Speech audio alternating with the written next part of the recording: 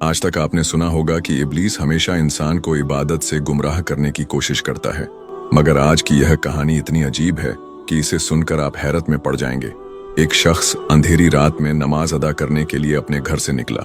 रास्ता बहुत अंधेरा था और चलते हुए उसे ठोकर लग गई। वह मुंह के बल गिर पड़ा और कीचड़ से लथपथ हो गया। गंदे कपड़े देखकर वह वापस घर लौटा, लिबास बदला और फिर से मस्जिद की ओर रवाना हुआ। अभी कुछ ही कदम चला था कि उसे दोबारा ठोकर लगी और वह फिर गिर पड़ा, मगर उसकी हिम्मत कम न हुई। वह फिर घर लौटा, कपड़े बदले और एक बार फिर मस्जिद की ओर बढ़ा।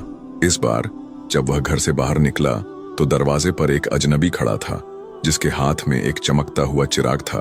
अजनबी चुपचाप उसके आगे आगे मस्जिद की तरफ चल पड़ा। चिराग की रोशनी में इस बार रास्ता साफ नजर आ रहा था और वह बिना किसी मुश्किल के मस्जिद पहुंच गया।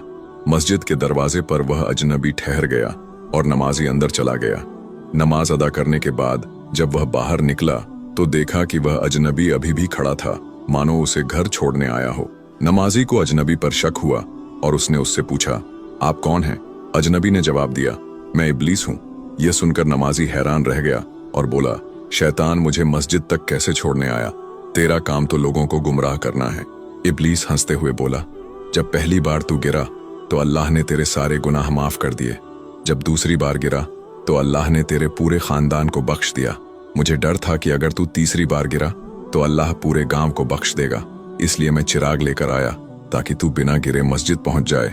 यह सुनकर नमाजी की आंखों में आंसू आ गए। उसने सजदे में गिरकर अल्लाह का शुक्र अदा किया कि उसकी मेहनत और नियत को अल्लाह ने कबूल कर लिया।